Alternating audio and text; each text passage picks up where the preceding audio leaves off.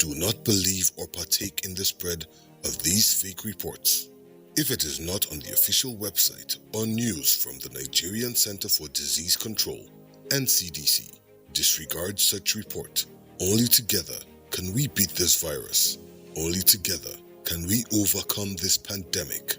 Follow the instructions and guidelines provided to combat this virus.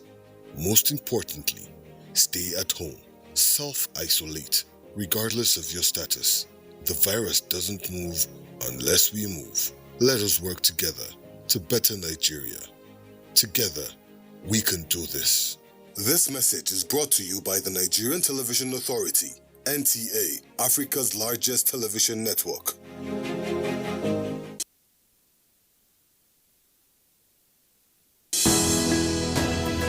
The Council of Our Fathers. I will urge and advise our younger generation to use talent and brain to sort out problems, not arms.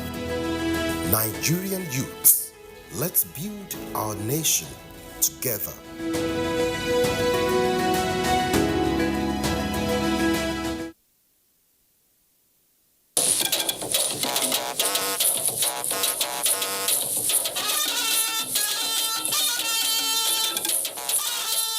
NTA News. When the news breaks, we mend it and present it without blemish. NTA News, authentic and authoritative. The Council of Our Fathers. My advice to these young people is please do not take us back to those harrowing days. You probably do not know what it is. Nigerian youths, let's build our nation together.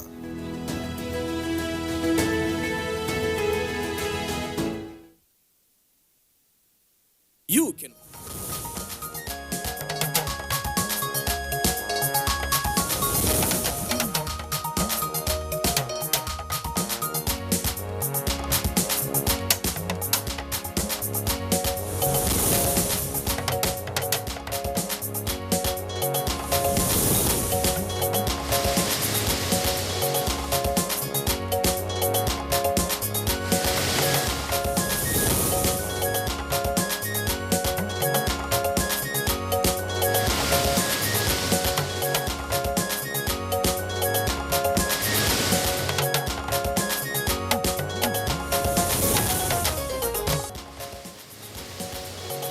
Federal government to collaborate with subnational entities on development We also have initiatives. FEDERA, which is Small and Medium Enterprise Development Agency of Nigeria, which does similar training with a view to assisting people.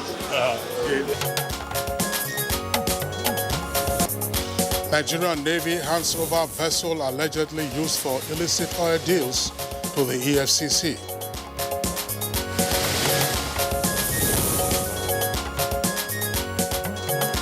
Nigeria records 152 new COVID-19 infections.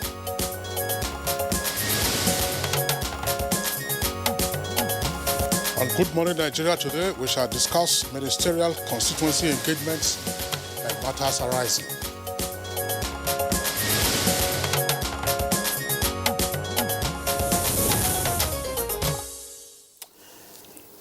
All right, now the dust that trailed the NSAS protests by Nigerian youths and, of course, the consequent mayhem has almost settled, but the peace-building efforts to regain the trust and confidence of the masses and various government interventions, programs and policies for their benefit, of course, is a continuous process. And now this is because the federal government realized that beyond acceding to the 5-point demands of the harsh NSAS protesters at the time, there was still the need to bridge the trust deficit that prolonged the protests in the first instance, as well as douse the tension that trailed the wanton destruction of public and private property, including the looting of warehouses and grain reserves believed by the hoodlums to be stored up with COVID-19 palliatives. Of course, that prompted President Muhammadu Buhari to particularly direct his ministers to meet with political, traditional and religious leaders, as well as various interest groups comprising, of course, the youth themselves in their various constituencies to explain government's efforts at meeting the demands, of the youths during the NSAS protest. Now, the terms of reference, if you like, also included engaging key players on the grassroots with a view to addressing or dispelling rumors and misinformation that could found the embers of disunity and cause divisive tendencies. Now, this approach by the president was a major departure from how issues of this nature were handled in the past, when the arrowheads or leaders of protesting groups were usually invited to a round table to iron out their grievances with government. Well, in this particular case, there was need to penetrate the grassroots to mediate and engage the people, not because one could not really put any face of a leader to the NSAS protest, which at that time, of course, gained momentum across major towns and cities in some parts of the country. And beyond these constituency engagements, the ministers were also mandated to compile reports of their interactions towards ascertaining the true circumstances surrounding the NSAS protest across the country. What were the issues unraveled by the president's foot soldiers, that's to say members of his cabinet, and to what extent were they successful in peace-building initiatives? We'll find out in the course of the program. My name is Kingsley Osadolo. Welcome you, as always, to Good Morning Nigeria, and we are reaching you live on the network service of the Nigerian Television Authority, the NTA, from the nation's capital, Abuja. I am Claire Dilabu Abdul-Razak. Always a pleasure to have you join us on Good Morning Nigeria. We have other complimentary segments that will be coming in the course of the program. For now, let's join Najatu Tijani for the morning news. Good morning, Najatu. Good morning, Claire and Kingsley. Here's the morning news. The federal government says it will involve more collaborative ventures with state governments to achieve sustainable development and peace in the country. The Minister of Trade and Investment, Otumbani Adebayo, gave this assurance at an interactive session with the people of Ekiti State on the aftermath of the NSAS protest. The Nigerian government's forum is synergizing with the federal government and working out modalities on how to meticulously solve this problem, one after the other. Nigerians have been urged to imbibe safe driving while on the roads and highways in order to drastically reduce the spate of road crashes. This was the message at the commemoration of the 2020 World Remembrance Day of Road Traffic Victims. Attitude is paramount. Our Nigerians on the road are excited. They are not really helping matters. And our call to everyone is to be road disciplined. Every time we talk about road user behavior, people think it's just one of our cliches, but there is need for us to really emphasize that the public is very mindful of their behavior on the road. It's very pathetic. Meanwhile, a barge allegedly involved in illicit oil deals and seized by the Nigerian Navy may be forfeited to the federal government on conclusion of investigation. Commander Suleiman Mohammed disclosed this while handing over the barge to the Economic and Financial Crimes Commission in Rivers State. Zero tolerance to crude oil theft, illegal oil bunkering, and other illicit activities within the maritime environment. Obviously, there were no suspects arrested alongside the barge, but further investigations will be carried out. We're going to write to relevant agencies to know if the barge has been registered. If otherwise, it's going to be forfeited finally to the federal government.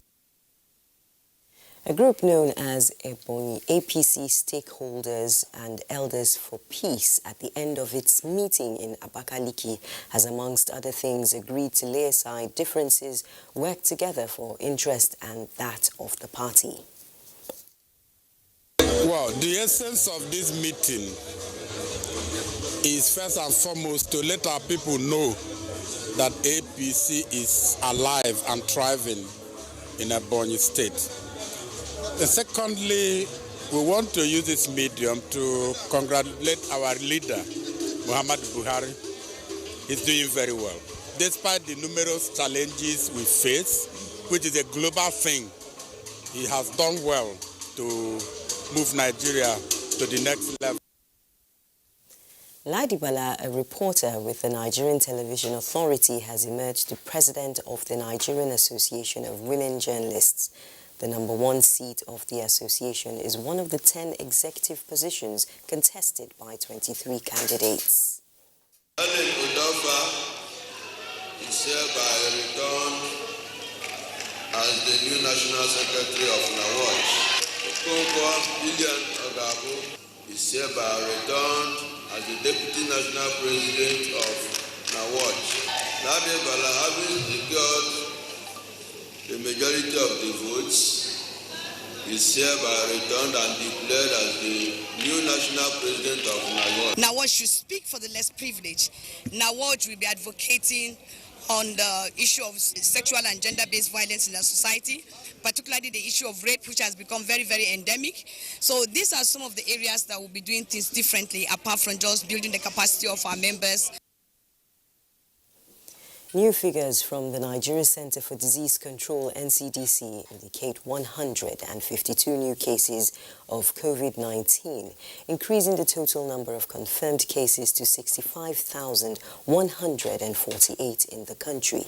Of the 152 new cases, Lagos has 136, Kano 4, Niger 3, Ekiti, Kaduna, Ogun and Taraba have 2 new cases each, while the FCT has 1 new case.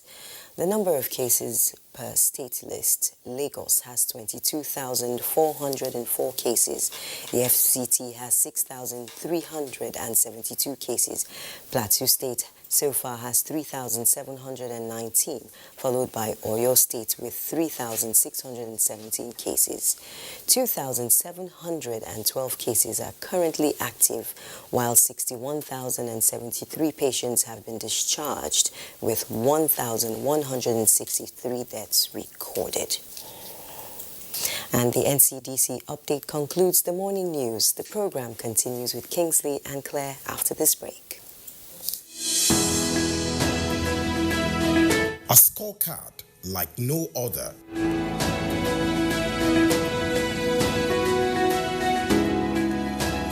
Government has put in place measures and initiatives principally targeted at youths, women, and the most vulnerable groups in our society.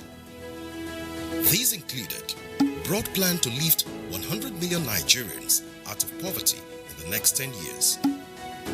The creation of 75 billion naira National Youth Investment Fund to provide opportunities for the youths, and the Micro, Small and Medium Enterprises Survivor Fund, through which government is A. Paying 3-month salaries of the staff of 100,000 micro, small and medium enterprises. B. Paying for the registration of 250,000 businesses at the Corporate Affairs Commission. C. Giving a grant of 30,000 naira to 100,000 artisans and guaranteeing market for the product of traders. These are in addition to many other initiatives such as farmer money, trader money, market money, N-Power, N-Tech, and N-Agro. These and more in spite of a recession and a global pandemic.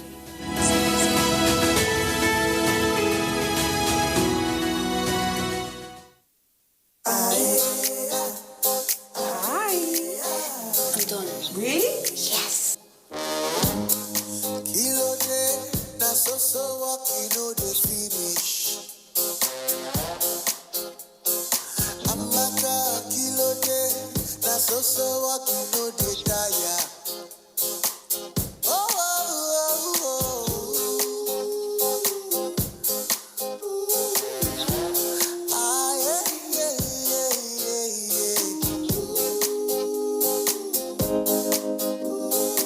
There's an easier way to get more data.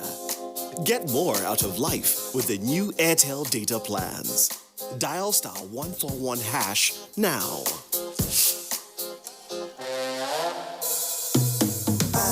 Of our fathers. My advice to these young people is please do not take us back to those harrowing days. You probably do not know what it is. Nigerian youths, let's build our nation together.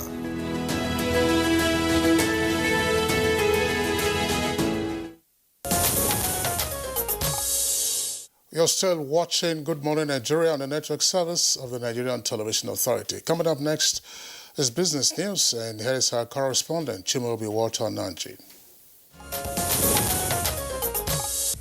Some of the major problems facing the growth of small and medium enterprises in Nigeria include access to finance and credit facilities, multi-taxation and bureaucratic bottlenecks by licensing agencies of government in charge of business registration and much more.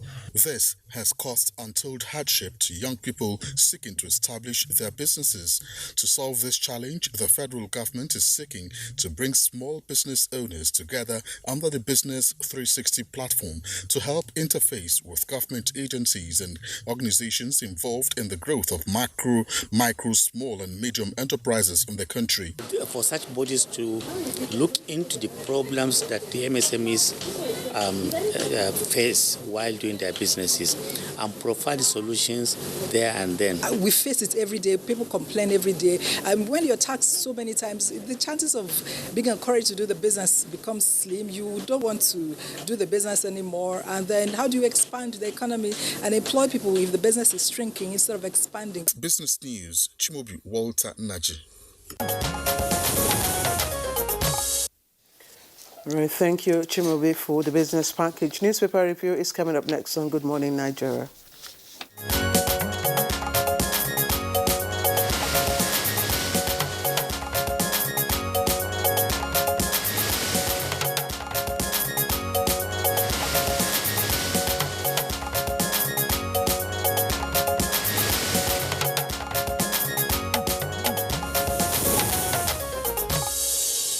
Our newspaper reviewer, Bayo Atebe, is with us in the studios. Bayo, good morning and welcome. Thank you, Kinsley. Good morning. Good morning, Claire. Good morning, Nigeria. I don't want to say. I wanted to say something, Bayo, but you had a pleasant weekend. Yes, I did. In spite of. Well. In spite of. In spite of. It's football. Sometimes you win some. Sometimes you lose some.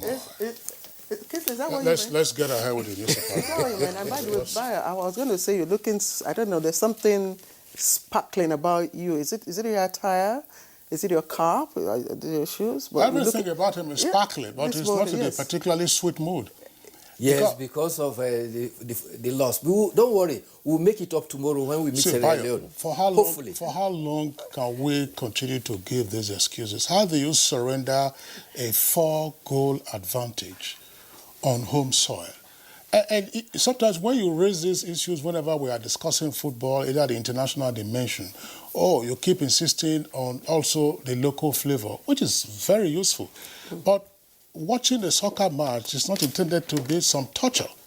So how then do you watch from time to time a ragtag team struggling to make an impact or an impression? And I think that personally, for far too long, the Super Eagles manager or coach or by whatever name called has been over-pampered. You couldn't do this at club level. You'll be fired. Straight away, fired. I mean, that's the basic. Already, the team captain has apologized. The coach has given reasons. He says that there was not enough time to train. Without those players arrived one day to the match. But already they have been given a target. They've been given a target. The minister has given instructions that the match on Tuesday is a must win. Anyway, the chairman, the one they played earlier was a must draw. Well, that is gone. It's bygone. Now, the next match is a must-win, according to the minister. The chairman of the Nigerian Football Federation says that he's demanding a 4-0 victory because for the first time... Are you still expectant of anything coming out from this? Of course, if you go by the table, we now have 7 points. Benin Republic has 6 points after us. If Benin is able to beat Lesotho and we are not able to beat Sierra Leone, they will overtake us. That is the only danger anyway, there. Roar to learn faith as Eagles coach on Tuesday. About mathematical calculation. So, okay, we have 7 points. The other one we play a draw. And you know that football is not mathematics. Please, Kingsley and Bayo, we started on a very good note. I didn't know why we had to start with that football because it's just depressing. So let's just go on. It was depressing, and I think football is our passion in this country. There's no question about that. Yes. You know, and if you see the way the team plays, when last did you watch a scintillating match by the Super Eagles? Bayo, please. It's a long Can we get on with it? Yes. We have less than 5 minutes, I must say. So you have to really ramp up your editorials. The Punch, payment platform crisis. I'm sure you know what this is all about. FG may drop IPPIS for ASU, others as opposition grows. Now, details of that on page 2. Other options open. Our aim is to eliminate ghost workers, says FG. IPPIS has many irregularities, gives cleaners salary to registrar, that's SANU. And there are other stories on this front page, and I'm sure that Kingsley will read them all. But this is the main story on the front page of the Punch. Kingsley, please. Well, the front page of the Nation newspaper has the following headlines. ASU insists on salary payment during strike. Gunmen shoot 1, abduct 3 in Zaria Poli. And Nigerian stocks lead global rally with 2.1 trillion naira gain. I'm getting a bit worried about this rally of the Nigerian stock market. What is the level of productivity that is backing these rallies? Oyo PDP to Fayose, don't tussle with Makinde. And below the nameplate, loan applicants threaten protest in Benue. And troops overrun terrorists. This story says posts harsh and SARS, police to undergo massive reform. Some of the highlights, according to the paper there in the sidebar. Entry level to be upgraded to OND. Mental and psychological tests for newly recruited. And I think that should also include those who are also serving. PSC, that's Police Service Commission, to get more powers over discipline. Airing policemen for strict scrutiny. Lawmakers working with executive and others to prevent future brutality. At 9,694 community police constables to be deployed.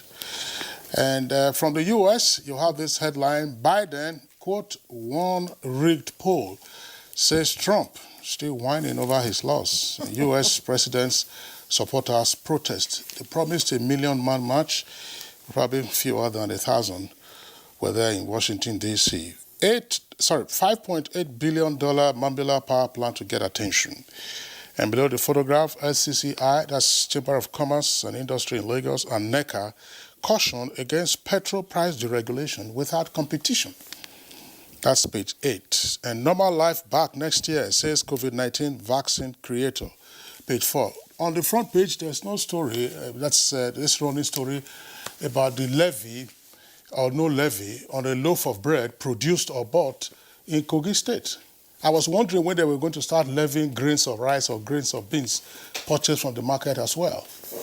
Well, let's start with the situation report on the police. It's very encouraging that 9,694 constables have been trained at 13 training commands, and these are going to reinforce community policing across the country. That is good news because it is coming at a time when the spirit of the police is at the lower ebb following the NSAS protests and violence that followed. Also, indications are that training have been rounded up for the new police formation, the SWAT. In fact, I saw a clip of them and they were saying that, tell the army that their shakara is over, SWAT is coming. So that tells you that they actually are prepared to take up the gauntlet. But talking about the abduction that happened at Nuhu Bamali Polytechnic, 2 children and 1 staff were abducted. A 4th one escaped being abducted, but unfortunately he was shot in the hand. Nuhu Bamali Polytechnic is in the outskirts of Zaria, and it's a very large expanse of land, but unfortunately it is not fenced. And that is why bandits just walked in easily and took away some of these persons. Also, sadly, over the weekend, there was a cult war in Benin City, and sadly, so many lives were lost. It is said that it is a group, Aye and Viking group, were fighting in the areas of Upper Sokumba, Siloko, Ibue, Uselu, Isio, Igos and Ugbo area. They dominated the area so much so that residents were not able to come out. Unfortunately, the police that went in to try and intercede, an assistant commissioner of police was shot, 2 inspectors were shot. This happened on Friday. By Saturday, it is said that the assistant commissioner of police died. The 2 inspectors are in critical mood. Now, cults have taken over our cities. This is also happening. Sometimes, something like that happened also in Kwara State capital, Ilorin, where you have cults coming prominently, going over the street, running one after the other with arms. And this has been heightened in Benin because as many as 13 police stations were shot and arms were taken. Worse off, some of those who escaped, 1,993, are now threatening the policeman. In fact, sadly, one policeman was followed to his home and was shot and killed for prosecuting one of those who escaped from the prison. Well, yeah, Bayo, that's a very sad development. Actually, it started before last weekend. It had been on for some days, but got escalated, as you said, over the weekend. And some of the areas where the crisis has taken place, you find on that axis a number of the police stations that were also destroyed. It also turns out that some of the police operatives were not back on their beat. This was in spite of the meeting that the governor held with the police command to encourage them, to motivate them, and get them back to their beat. Of course, those whose stations and duty posts had been destroyed by the hoodlums after the jailbreaks, that's to say from the 2 prisons, really had to operate from the police headquarters, yes, making it difficult, to respond almost timeously to the crisis. But it's been an unfortunate thing that's going on. It is not just the clash of the cultures that, as we find in some other cities where these events have taken place, people are just robbing mindlessly, almost unrestrained. Very sad. Bayo, let's quickly talk about the IPPIS ASU. Before we look at the editorial, I want you to take it because we have, I think, about 2 minutes left. The editorial is on Balarabe Musa, of course, who passed on, recently. Last week, yes, on Yes, Wednesday. last week. And then, of course, let me just read out part of the tribute to him from President Muhammadu Buhari. He was described as the voice for the voiceless, who had remained steadfast in the call for good and inclusive governance, a patriot, consistent fighter, outspoken voice for the Talakawas, and so many qualities that the president used to describe the late Balarabe Musa. You may want to speak on that as well as on the ASU issue. Well, there's hope now that there probably might be light at the end of the tunnel for this prolonged ASU strike. But the whole thing is hinged on IPs and their alternative, the academic accounting transparency system that they have also introduced. But while the government is saying that the university system they have introduced is also not foolproof, the ASU 2 is faulting the IPs also as not being foolproof. But the good thing is that it's time to reach a consensus to let our students get back. Universities have been closed since March. We are already in November. So how are they going to gain ground for the academic period lost? That is the critical point. On Balarabe Musa, no doubt about it. He's a patriot, a voice for the voiceless, and we pray that may Allah rest his soul. All right, thank you, Bayo. All right, Bayo, thanks. There is nothing, as I said, the story that I raised, I'm sure you must also have read it. That's to say, there's some confusion now because the state governor, Yahya Bello, said he was unaware of it, that a loaf of bread now was going to be levied in the state. Of course, there are also accounts that the notice was signed by a permanent secretary in one of the ministries to the Association of Master Bakers. On the one hand, they said it was to protect the master bakers. On the other hand, it has been said it's intended to boost the IGR of the state government. Is it by levying each loaf of bread that you'll be boosting the IGR of the state government? That's why I asked sarcastically, if indeed that was going to be a policy in the state, you better let us know so that for every grain of rice, every grain of beans, every grain of sorghum or millet that is purchased at the market, you levy it. I'm sure some of these persons should go back and read their history and see how sometimes conflict got precipitated on account of taxation on food items.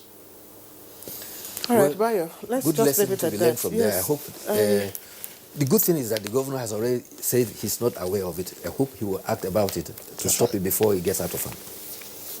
Well, when state executives are not aware of what's going on in their jurisdiction, it becomes a cause for concern. Well, in other words, don't enforce it. That's what it means. All right, and if they come to collect, don't pay. Let's see what the issues will be. Bye, Atoyebe. Thanks a lot for being around. We'll see you again.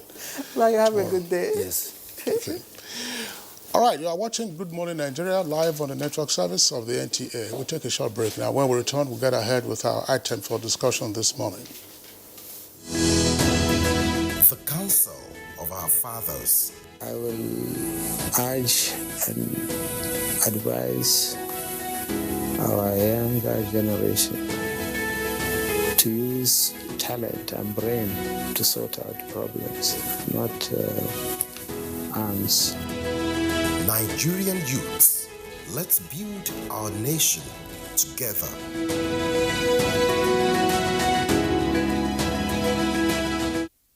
Do you know that social media is not good or bad, and that it is you who is using it that is either good or bad? Bad social media users spread rumors and fake news without verification.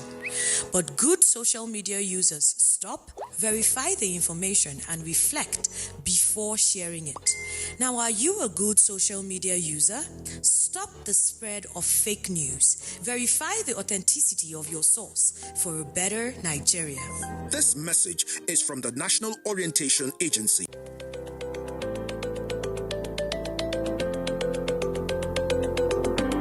My name is Nando Jamda Muhammad. Stedita Hussein Musa. Roduna Joel Chinji. Said Musa. John. I'm a carpenter. I've been doing this for more than 8 years now. And I said that plantain. Nakai Kimami Shekara Uku. I've been selling my tomatoes for about 10 years now, and I do it for a better Nigeria. And I do it for a better Nigeria. And you can see how we are doing our small little work to make Nigeria great. As you can see, I'm a technician, and I'm doing it to help myself and to help my generation. Business. Ina yin wannan domin ci gaban ƙasar Najeriya. For a better Nigeria. This message is from the National Orientation Agency.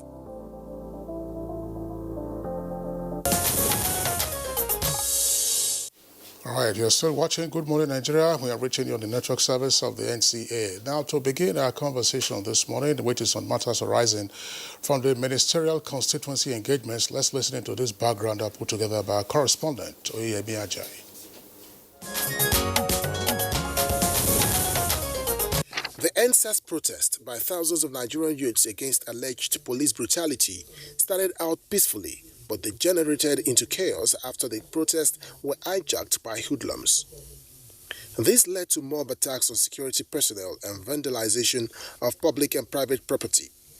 Despite the intervention of the government in restoring peace, many are still counting losses. Although government acceded to the demands of these protesters, the magnitude of violence and mayhem made it imperative to deploy further peace-building efforts. This was why the president instructed members of his cabinet to relocate to their home states for the purpose of dousing the tension created by the NSAS protest. The objective was to meet with stakeholders to explain federal government's progress in meeting the demands of the youths and to solicit the support of political, traditional, religious and community leaders to counsel the youths against violence. The initiative also included other political leaders from various states in the quest to dispel information and divisive sentiments. What are some of the take-home of the cabinet members and political leaders who engaged with Nigerians in their constituencies? And to what extent have they been able to inspire trust and confidence in government policies and programs? Guests are already seated in the studio to provide insights.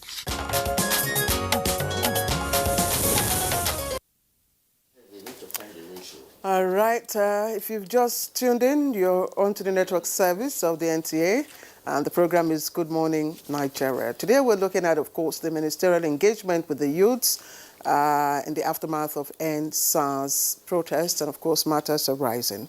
We have our guests seated here at the studio, very prominent ministers.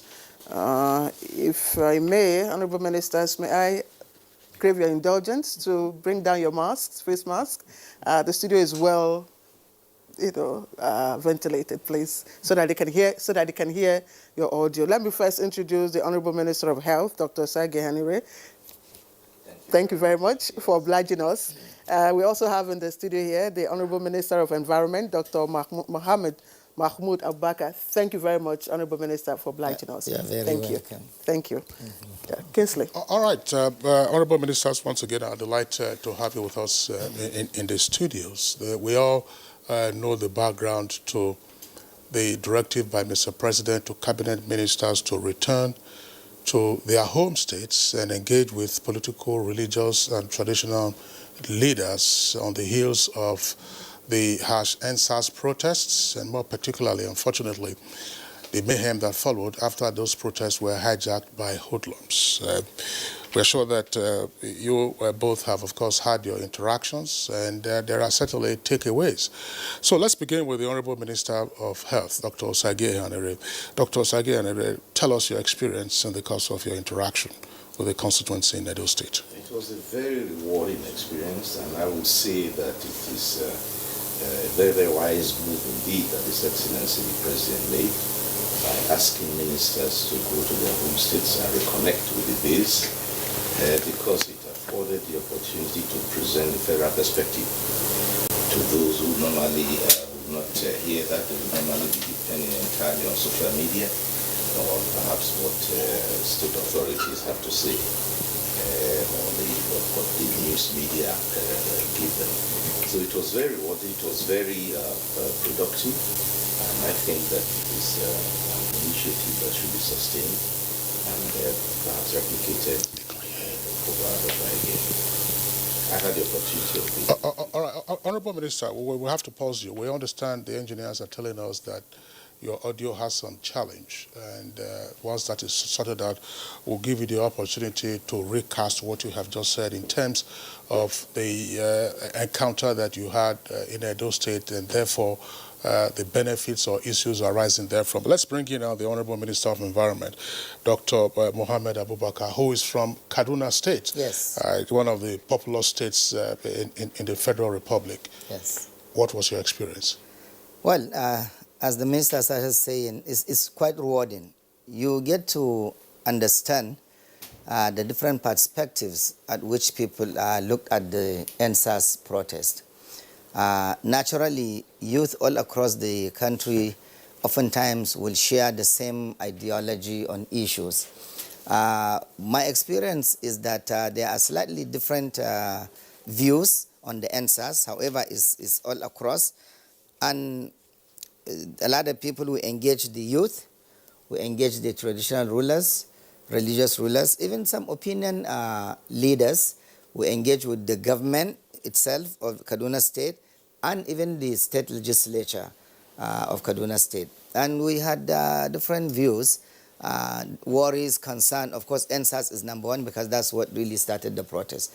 Then under that, you also find the issues of unemployment. You find the issues of, to some degree, insecurity, especially, of course, in the northern part, and several other things. People are also willing to work with the government, but what we found was some of the programs of the government that are especially aimed towards youth, some of the youths are not quite aware. This administration has put out a lot of programs, and by the time we started telling the youth, they are like, oh, some of these things we are not aware, some we know. But the good thing is, in Kaduna, I can say, the protest wasn't all that violent. One day, there was looting, but apart from that, it was quite peaceful. The protesters, walked around with the police for just the few times that they were out. So it was quite an experience and a rewarding interchange of ideas with all the strata of people, stakeholders that we engaged with.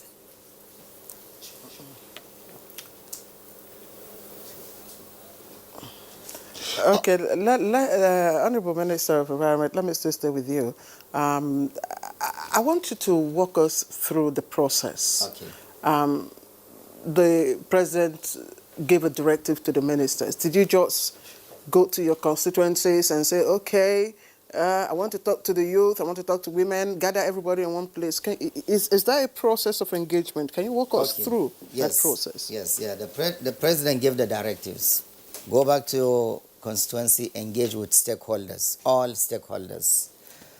The first point of call was the government house, met with the government officials and discussed their own experience. What happened?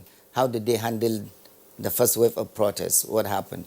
And we were briefed from the very first day, from the first protests across the nation, and what Kaduna State did proactively, because they know it might eventually be coming to Kaduna. It's a nationwide thing. It's a youth thing.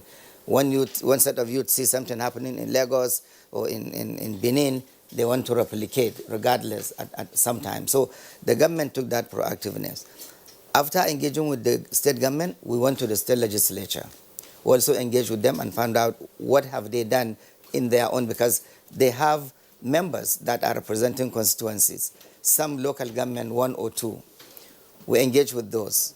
And then we call all the youth leaders of the local government across the state, 23 local government. We discussed with the youth representatives. We had their own version, what happened.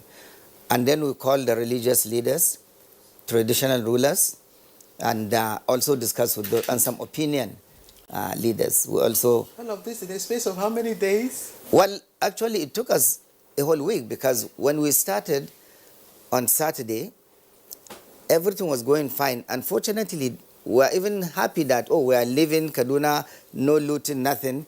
And then that Saturday evening, on the 24th, in the evening, Kaduna South local government, unfortunately, my local government, part of it, some kids started looting, and that was when they broke into the NAFDAC stores and some other stores. So they messed up our record, hoping that nothing is going to happen. And seeing that, the government, as was ready, quickly instituted a 24-hour curfew in that local government. And then seeing what started happening across the country, it was getting bigger. Then that same evening, I think within a space of 3 hours, the government now instituted 24-hour curfew in the whole 23 local government. So that really saved the situation. And still, the next day on Sunday, because of course curfew has been instituted, so we suspended our engagement. The curfew went on for I think about 3 or so days, and the government was lifting the curfew area by area. Where there are no issues, the curfew will be lifted. Finally, it was lifted in the whole state after about 3 days, but still remain in that epicenter, the local government, Kaduna South and Chukun. These are contiguous local government, 2 of them. Of course, there were some looting, a little bit of looting, not much, in Kaura and one other local government.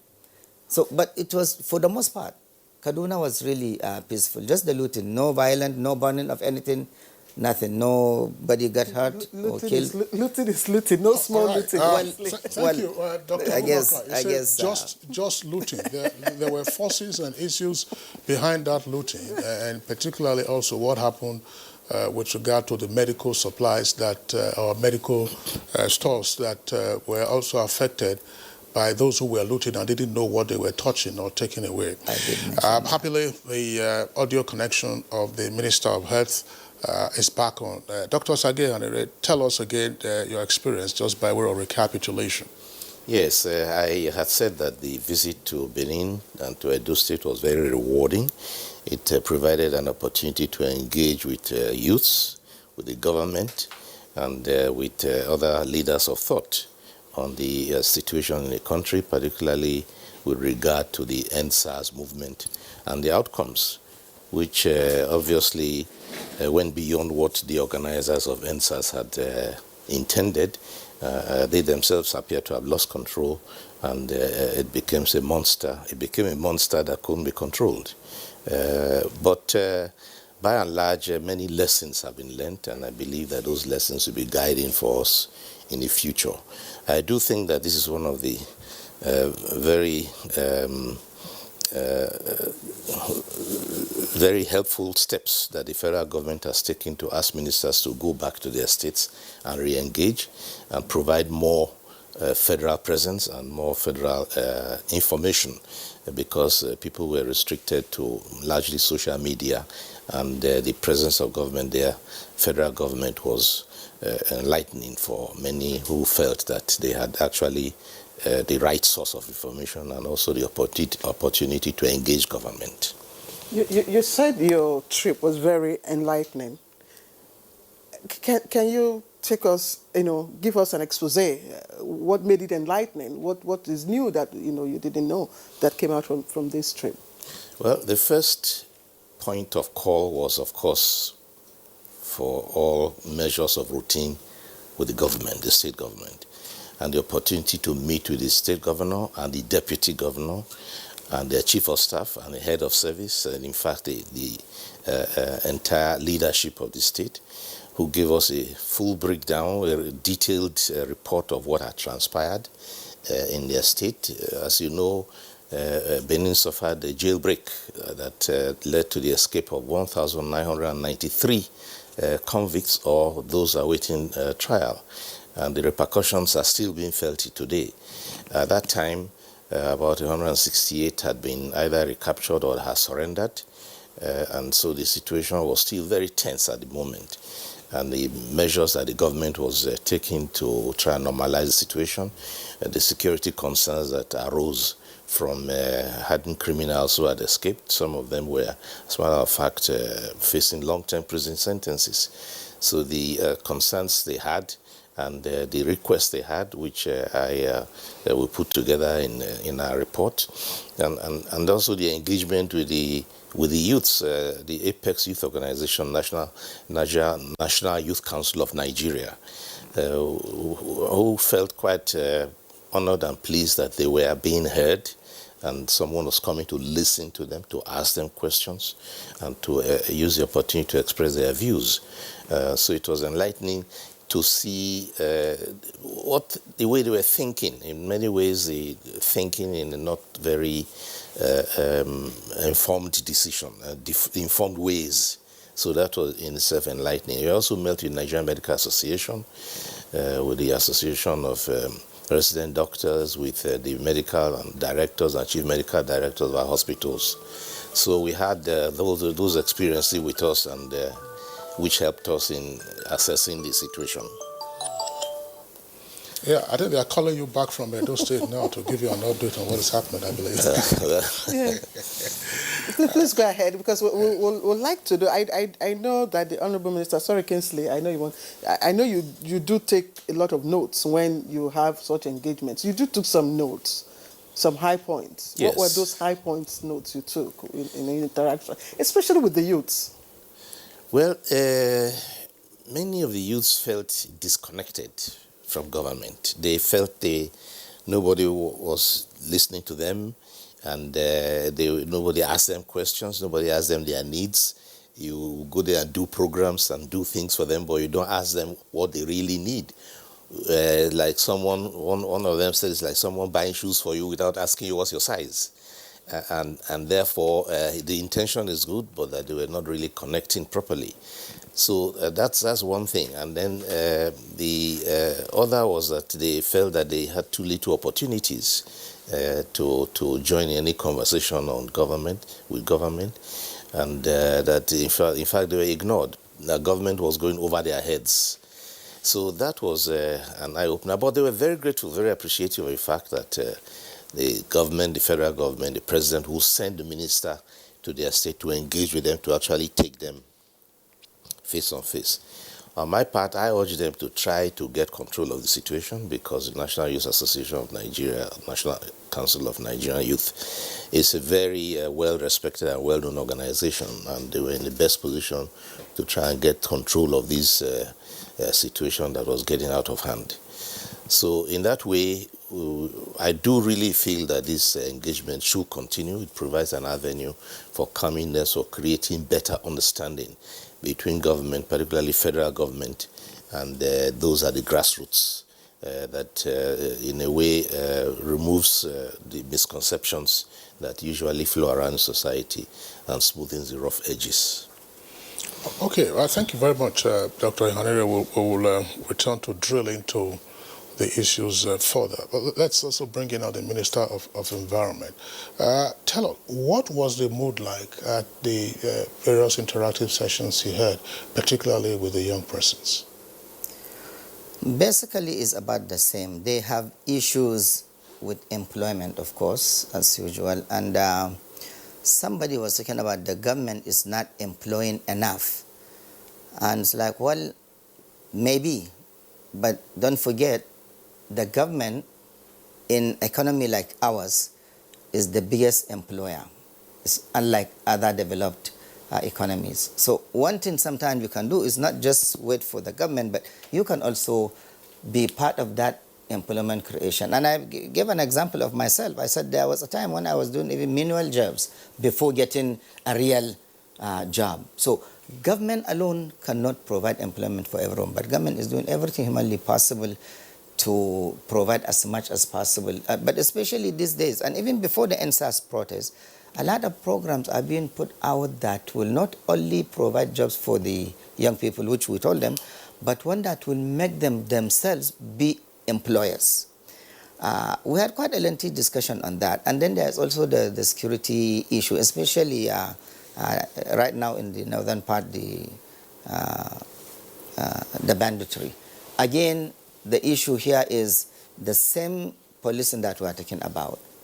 The government is doing everything humanly possible to have additional more security personnel that will take care of the citizenry. Nigeria has a population of getting to 200 million now, if not more.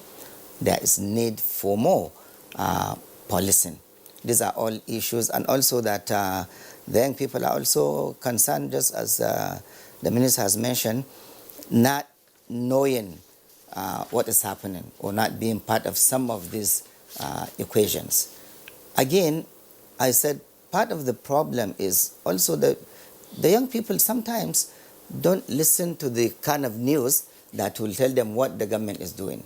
They listen to other programs more than listening to news, whether on TV or radio, that there's a program out that you can apply or enlist or whatever that you can do.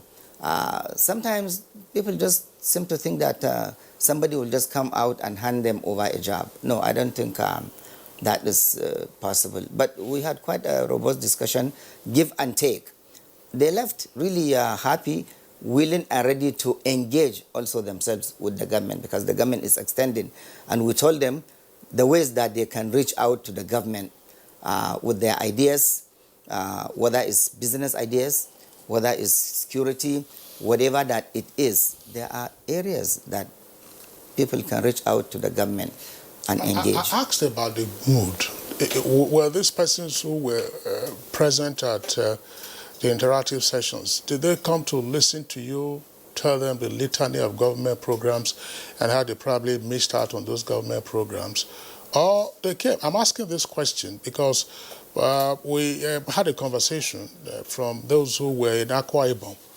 And part of the feedback was that these were persons, who had interactions. There was a great deal of frankness, almost brutal frankness, saying, look, eyeball to eyeball, this is who we are, and this is how we feel.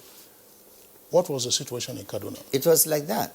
They were, you will always find people who will tell it as it is, can even go beyond the call of duty. We were there, we were ready to hear anything. We are not there to be pampered or to hear good things about the government or good things about us, whether a minister or a representative at the State Assembly or National Assembly. They were as frank as they could be. They were very critical of all the things that they believe are not going right. And of course, we listen. And those that we feel are already happening, but you don't know, we explain. Those that we think, yes, can be improved, we said, yes, you are right, okay. We will take all this back to Mr. President and put them on the table and see how these things can be improved. So there was that frank conversation with the youths. Okay, let me also ask you, the engagements you've told us, apparently happened on a very formalized platform.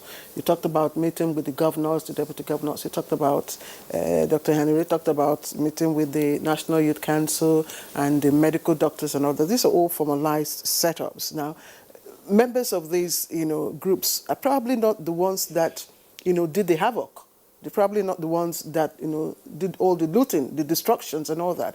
Did you also escalate your engagement to those other informal, setups where you have majority of the youth who actually went out their way to, commit these very, heinous crimes?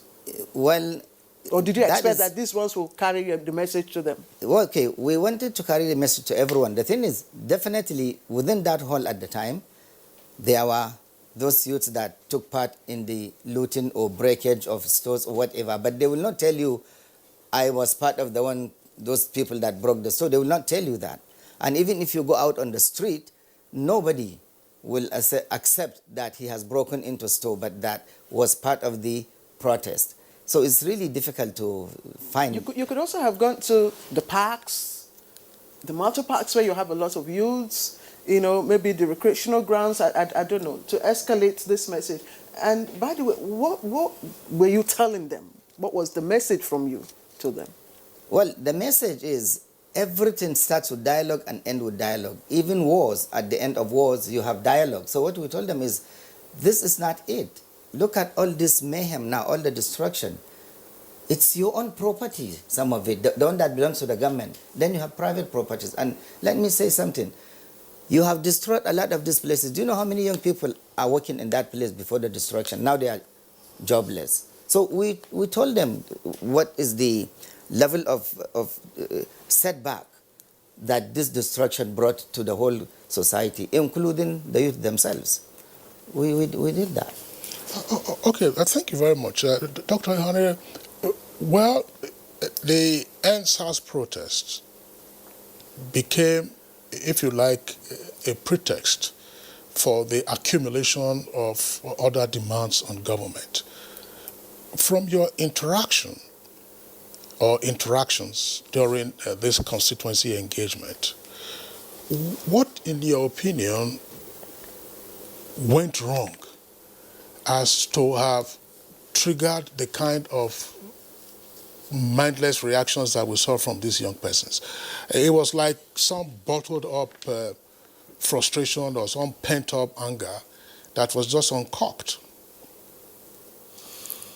I think that the organizers of the NSAS may have had very good intentions, and they thought they were starting a movement which they could control. But at a point, there are elements who saw this weakness. In the first place, the police is under scrutiny, under fire. On the other hand, here are people who are distracting the run of events. They are protesting, and therefore there's a vacuum in which layabouts and people who don't really care about NSAS, they don't care about anything, they use the opportunity to do other things. So I do not think that those who took part in the destruction and carnage were the real NSAS people, but others.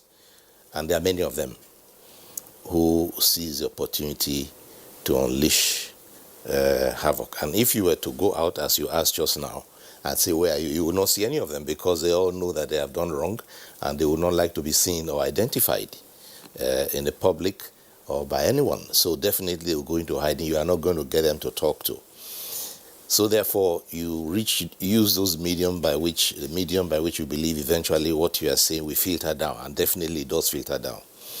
And those who can talk to them, those who can engage them, will pass the message on. But it is in every society, there's a balance between those who have no job or have no hope or have no opportunities, and then the organs of control. What had happened at the organs of state control at that moment were weakened. That's the police and the security forces at that moment were in a position of weakness, and so the control, law and order broke down, and that is how the destruction started. and people helped themselves.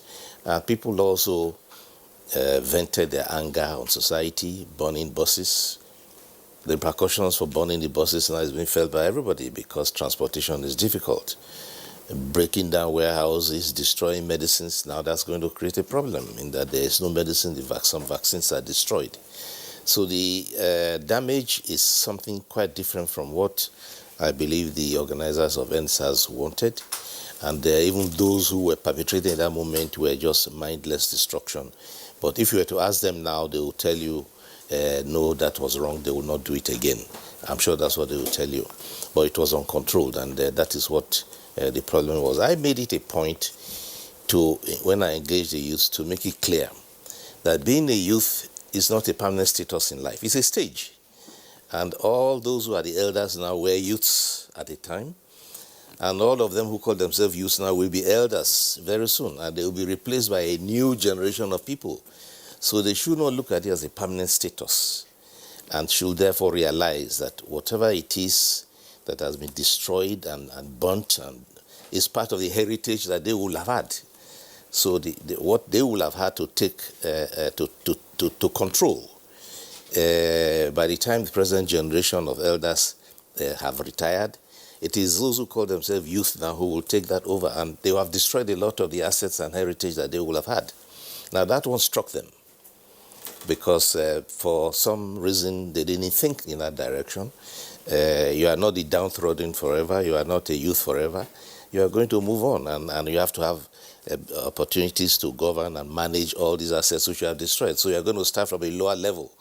And I think that one struck a chord, and they did express regrets indeed, and also told me that they will pass the message down to the other levels. I just want to ask you to elaborate on some points you made earlier, which is actually the gravamen of my question, namely that some of the youth complained about lack of opportunities. They also complained about a top-down approach to development programs and all that. Like you said, one of them indicated, look, you want to buy a pair of shoes for me, you don't ask me what my size is. And just this general sense of non-communication between the governed and the government, that's to say between the citizens and the government. How did you perceive these complaints? What were the ingredients in these complaints? Well, there are two sides to it. I did say that the president made a very wise move by asking the ministers to go back to their states and engage their youths and to engage the government and the leaders of thought. Because, again, it provided an opportunity to now ask your size of shoe and to engage the people, find out where it hurts, where their problems lie, what their perception is. And at the same time, provides the opportunity to explain things, there are certain assumptions that people make, that government will send me to school, train me, government must find me a job, government must do.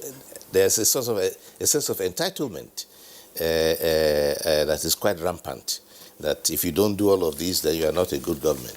But in reality, what government needs to do is to provide the environment for everybody to be able to look after themselves. It's to provide the environment, not for service, but to give you the environment to take care of yourself and your family. So that's what we explained, try to explain to the youths, that you should be more enterprising. You should depend also on yourself, not on government for everything. It's not everywhere in the world that you get free education, free health, free this, free that. It's derived from taxation. It's derived from money that has to be earned somewhere. And so if you want to enjoy that, you must contribute something yourself. So I made it clear that the youths also had a certain obligation to contribute to the state, to the common good, and not just to expect only benefits. They have responsibilities, they have roles, and they have duties which they owe that society that's supposed to provide the environment for them to thrive. So that is where I think there was sort of a disconnect. But this engagement was very useful, and I do think that it should continue. It will help to provide a better insight for the young people growing up of what the federal government policies are and what government actually is for any community. Okay, Honorable Minister of Environment, I know this, both of you have said this directive is a very good one, and it has opened, the eyes of the ministers to a lot of things. Mm-hmm. But ordinarily, the ministers have also their own responsibility carved out for them. So you've got enough, in your baggage as well. There is a Ministry of Youth that is charged with the responsibility of, reaching out and bridging the gap, interfacing with the youths. Do you see a gap somewhere from the interactions you have with the youth? Not really. The Ministry of Youth and Sports Development, the Minister of which is Sunday Dare, has been very active. Honestly, I can salute Sunday for what he has been doing since he became Minister of Youth and Sports Development. Has rolled out a lot of programs. Also, in all the ministries, you have units, department areas dealing with youth activities, whether it's programs. For example, let me start with environment. And we work with Sunday Dare. We have interministerial committee in which we work with different ministries that have kind of similar areas work with us. We have areas where we engage youth in so many different things, even when it comes to traveling for issues on climate change and things like that. The young people these days are really super smart. I can even say smarter than the adults because they have this benefit of digital technology, this area where they can reach out, get this, get that quickly.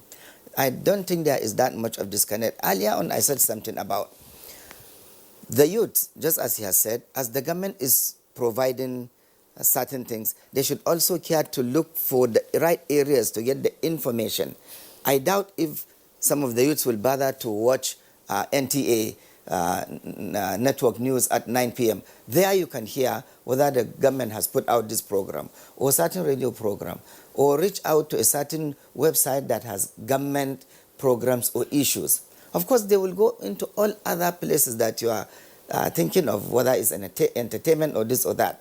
So, just as he has said, this is supposed to be a collaborative kind of effort. The government is doing, the youth should also reach out so that we meet somewhere in the middle.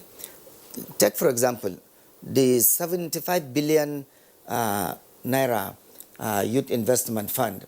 This was approved by the Federal Executive Council long before the NSAS issue, and so many other programs that are supposed to provide for the youth. And when it was done, it was all over the news media that this fund has been created, that you can reach out to this and that. So the Ministry of Youth is doing it, other ministries are doing it. I think that you should also put out time to know what the government is doing and ask if you don't know. Because if you don't know and you don't ask, then how will somebody know that you really need this information? I think we need to just work together. The government is doing so much about youth development, about creating opportunities, the right environment. Like I've said, this particular trust fund, youth fund of 75 billion, is supposed to be one of those programs that will create employers, not just employees. That's one of the things. And like I've said earlier, government cannot provide job for everybody. Again, I can give you one example. There was this kid that was washing my car every day. After 4 or 5 months, I've not seen him again. So later I saw him all suit up with briefcase like, hey, what happened here? It's like, oh yeah, I was just washing cars to make money so I can go to computer school. He did not sit and wait for somebody to give him a job. That's why I also made an example with myself. So we can work together and build a better Nigeria, build a better economy, rather than just waiting or expecting. Government cannot do it alone. I was just wondering, I still want to stay with you, Honorable Minister of Environment. You were talking about communication and therefore effective communication. There are many platforms and channels of communication. And the Honorable Minister of Health is here. you can see some of the challenges that the PTF faced with effective communication, risk communication of COVID-19 to certain, if you like, hard-to-reach communities. Right. But if it needed to be effective, by some grace, I mean, we've not had a kind of catastrophic numbers in terms of fatalities as you're having in Europe to get this done. I know you may not be a communication expert, but there's segmentation, and then you deploy various means to reach those persons. But still on what you were saying, by way of illustration, namely that, there are these government programs, there are these government initiatives, there's no question about it, that the federal government has churned out a litany, one more time, of programs and projects. But in the course of our various editions of Good Morning Nigeria, as part of the feedback that some guests have indicated, there are some things that they put on the table. One, they will tell you, yes, some persons access it, but some of the young persons, if not most of them, feel that they may not have the opportunity if they do not know somebody who will assist them to get it. In other words, they feel that their opportunities are limited. So what did you get from this? They also feel that at the end of the day, this is just one of those programs, that they had on the basis, not the federal government now solely, to say, look, there's some trust deficit. They have always made this kind of promises and nothing came out of it. Mm-hmm. Yes, now that you have said this, I remember there was a youth or some youth that said, even if, let's say, Minister of Environment is going to be employing people, or unless you know somebody in the Ministry of Environment before you get employed. Quite all right. People will say that. You do say that. And the thing is, first apply. If you will apply 2, 3, 4, 5 times. Second, that you have the qualification that is being asked. Third, that you keep track of what is happening. Now, it's all some of that. And you are right. Some of them will get discouraged. They apply 1 time, 2 times. They said, only when somebody. So if you don't try, when will you eventually be lucky, if it's luck, to get this employment? And let's not forget, I can give you an example. The custom, months back, opened their portal to recruit 3,200. The people that applied are just enormous. With that kind of thing, it's something that, how do we really get? Now, if you lose or you don't get employed, don't be discouraged. There are a lot of people who are looking for jobs. The jobs are not enough, we know that. And that is what I'm talking about, our economy that is so dependent on government. And one of the things is what we are rolling out to make people to create opportunities also for themselves once we provide the environment for that. So what I will tell the youth is, always apply. Make sure you fulfill the requirement that are being asked. It's like I see people looking for admission. They say, I want to read medicine. And maybe their score is 180. When for medicine, they need over 200. And if you don't get admission, you say, it's because I don't know anybody. No, it's not because you don't know anyone. It's because their qualification is below the requirement. So again, let's come back to that.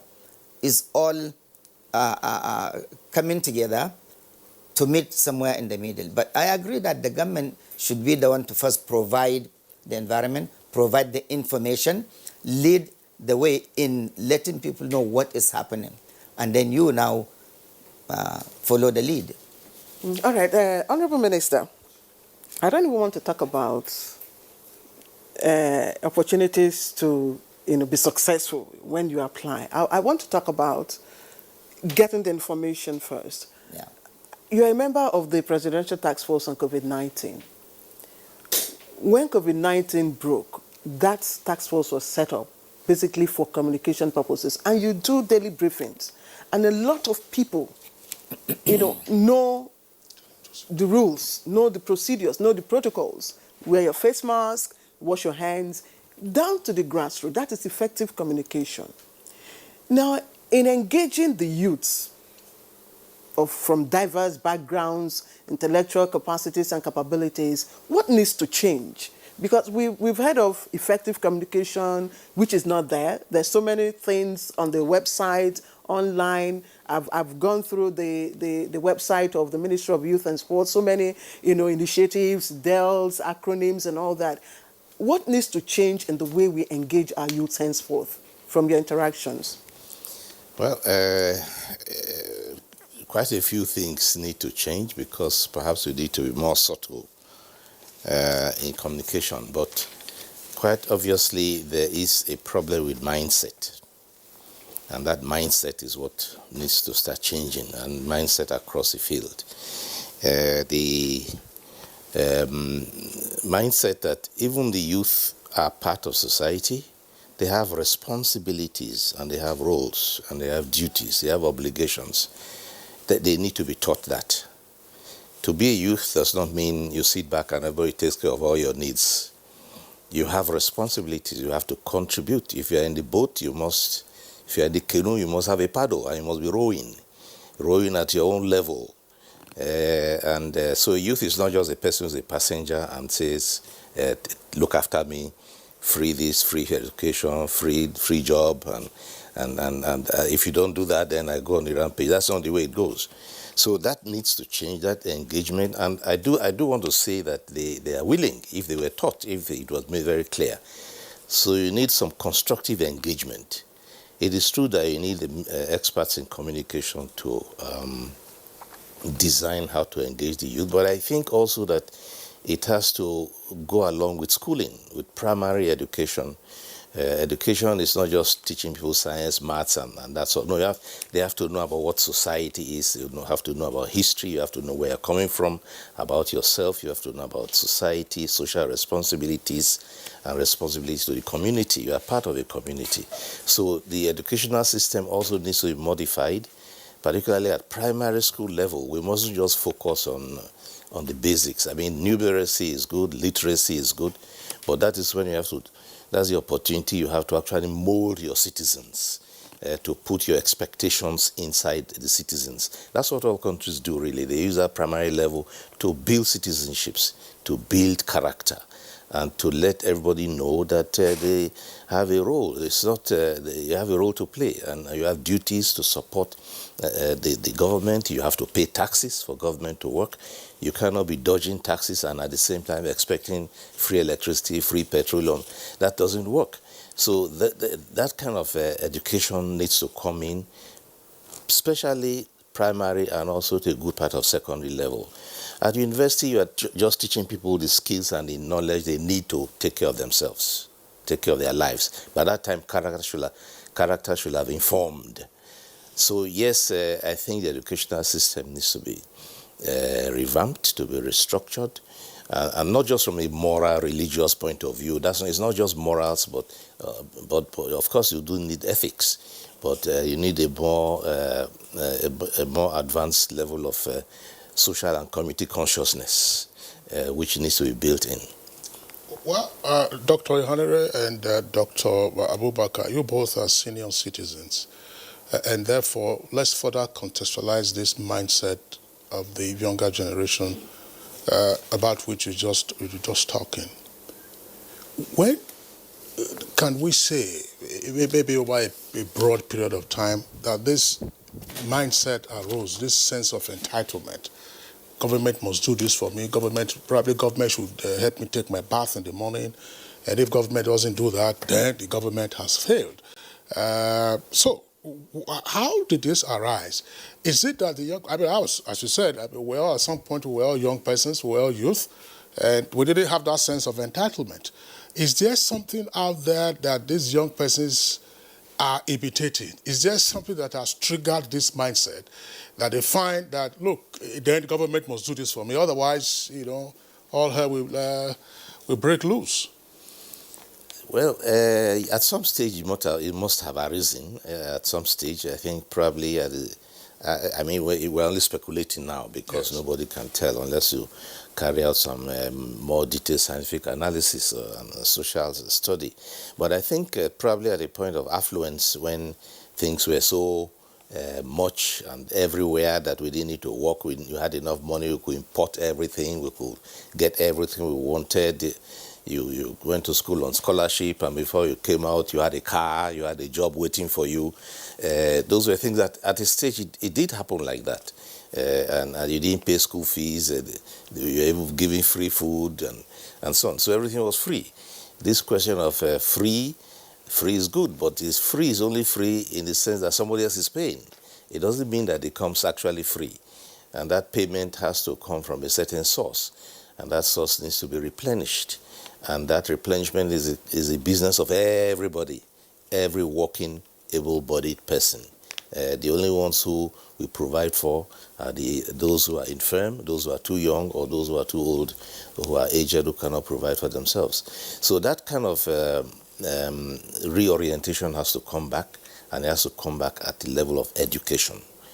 Education at primary. We have to redesign our understanding of what education is. Right now, I think it's quite narrow. We think about reading, writing, learning French, learning a lot of things that don't really add value to you. I learned French in school. I got an A, but what has it done for me today? Nothing. And then you went to school in Germany, where you became a surgeon.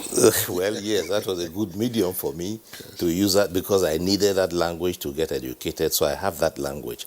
But there are things you don't really need that are like baggage. So you could use those hours to teach people other things about themselves, about their history, about where they are coming from, about society, and above all, about what their own role is in society. People have to know their roles and not expect that everything else is defined by someone else for me. And if they don't define it properly, then they're not taking care of me. That is the mindset that's prevailing now, which needs to change. Dr. Mahmoud. Yes, a lot of it is the same. In those days, not only education was free, but I remember people, because at that time we were going to boarding schools, government will actually give you transport money to go back to your home state during vacation time. But then if we talk about job now, employment, population has increased drastically. At the time, I did say government is the largest employer. At the time, it was big enough to provide adequately perhaps the amount of employment that people need when they graduate from university. Today, with the population, government doesn't have that. Again, industrialization has come now, is companies, this and that. And companies, let me say, because they are totally profit-oriented, are a lot more strict in employing someone that ordinarily government may employ.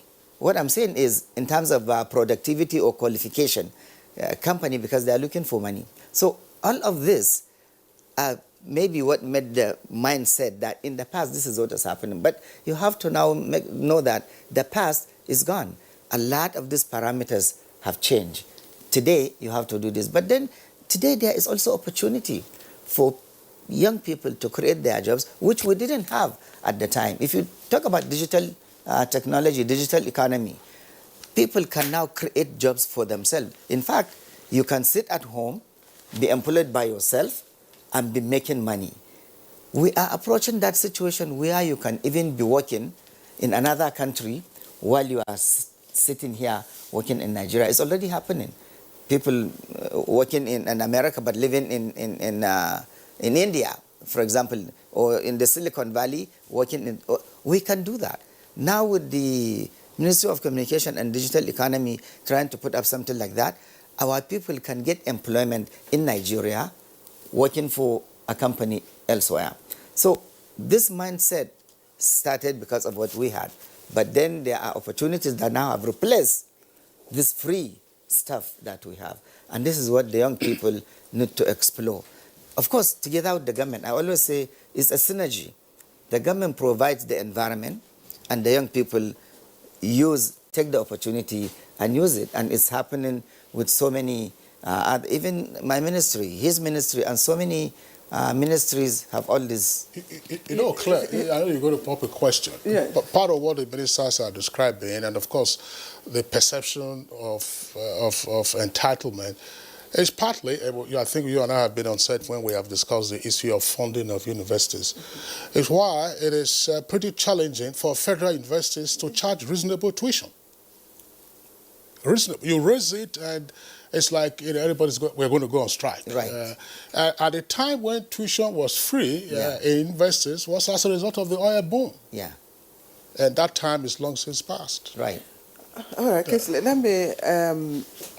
good enough. Nigerian youth are very dynamic, and they are doing a lot for themselves, irrespective of the challenges that there are. Yeah. As you said, trying to bridge the gap, between the older generation and now. Right.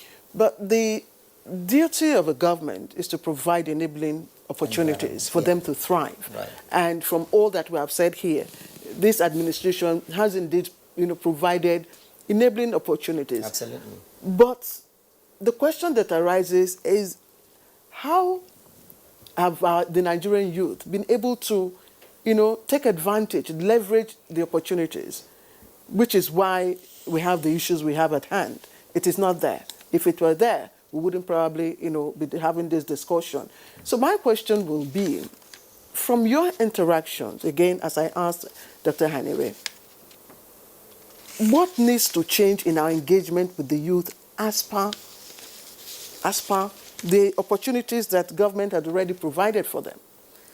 What needs to change is to improve the line of communication. For the government to say it over and over in different medium, that we have this, we have that, and this is the way you can do this. If you need this question, ask this, ask that. More information to be put out by the government of all the activities, the programs, projects, and also create an environment of feedback. I think a lot of the things that government were doing, the youth did not know. So I can say if we increase the level of communication, which the Minister of Communication Information is also doing, and that is an area where Minister of Information, Communication, and all others can come together and find ways of putting out all this information, so that it will be there for people to access. I think is the main thing now, because all the environment, like you said, the resources are being put. Every time you have new youth program. In all of our programs, we have like 7 or more different kind of programs that are all involving youths. Even when we go out to countries before the advent of coronavirus, we take youths along with us for the climate change issue, environmental issues, and the same thing with the Ministry of Health and many other ministries. So it's really a matter of improvement in the communication, putting out what is there so that the youth can access. All right, thank you very much, Honorable Minister of Environment. You're still watching Good Morning Nigeria, and we are live on NTA's network service.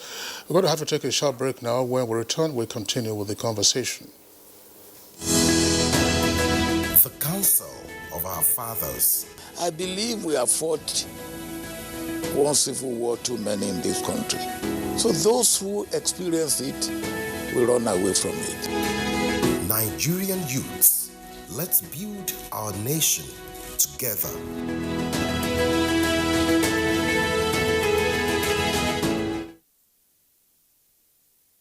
These days, people get their news and information from more media sources than ever before. Some of the news and information given are fake, unverified, doctored, and manufactured to create confusion, stir disaffection, and cause disunity. Before you believe or share any news, ask yourself, is this real? Is it from a credible source? Is it verified or verifiable? Fake news is dangerous, whether you do it for fun or for political gains. Real people can get hurt. Fake news, don't create it, don't spread it. This is a public service announcement from NTA. Dialogue, empathy, love, and unity. These are vital components of nation building. For all to be well, we appeal that we should refrain from volatile, provocative, inciting messages and language. Let's build and not destroy.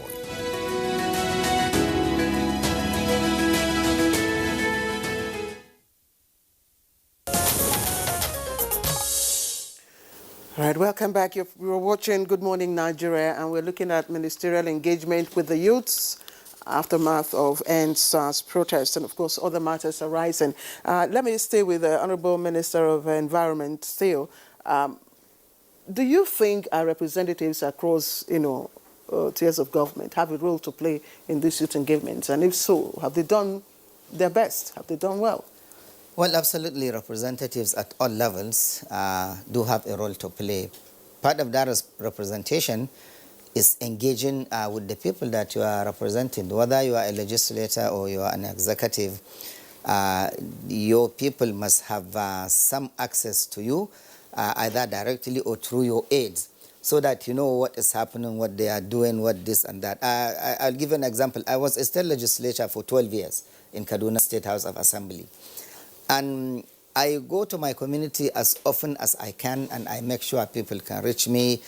When we're talking about employment, I know when I was there, whenever I hear maybe the army is recruiting or the police or this, sometimes I will personally drive my constituents to the place to have them fill out and go through all this and that and help. So if we do that, because you see, the president, let's take for example the ministers.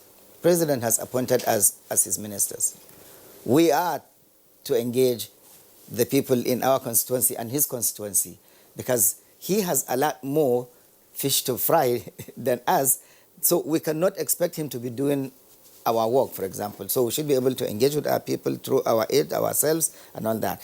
And if we don't do that at every level, whether elected as representatives or as appointed, we must be able to do that. And I think, well, you ask me, are they doing adequately? I can't sit here and pass judgment on who is not doing. All I can say is, if you know you are not doing enough, engage with your people. That is being fair and just to the person who appointed you. And if you are an elected representative, whether you are a senator, a rep member, or state assembly councillor, again, engage with your people. That is your responsibility. With that, you will know what is happening before it gets to a level where things will break down. Before it gets to a level where somebody will want to go over you and go up to somebody that appointed you. So I will say engagement with the people in normal time is the best way to keep things going. All right, thank you very much. Dr. Ihanire, look, this is one of the, Honorable Minister, this is one of the issues that we have had on this conversation. Not just with you today, but over time, that if you like, the formal, constitutional, legal, and even political structures for engagement do not appear to have been fully cranked into effect. So, for instance, it might have been easy to dredge up grievances. It might have been easy to communicate to the various constituents. If you look at the state level, for instance, you have local councils where you have local councils democratically elected, or even where they are caretaker committees. They are supposed to have their constituents and interact with them. You have state houses of assembly where each of them represents a constituency. You are supposed to interact with them. If you look at the State Executive Council, they come from local governments, and they are supposed to interact with them. If you come to the federal level, at the National Assembly, you have members representing federal constituencies and representing senatorial districts. And now, of course, at the federal cabinet level, you also have this. What now, I mean, so that we don't start crying again over spilt milk, what more would you like to see done on the basis of what you have interacted with these persons, to say, just apart from getting to know these persons, also being platforms and channels of communication to these young persons, and then also getting the feedback from them?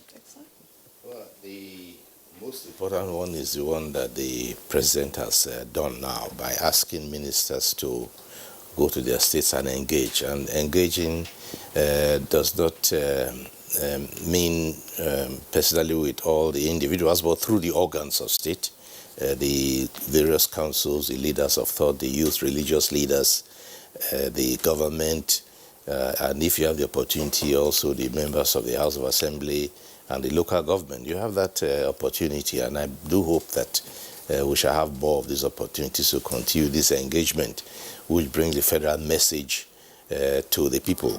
But those who are actually elected do go back to their communities, definitely for their own survival. If they didn't go back and communicate, they'll probably be disconnected and might lose their next election.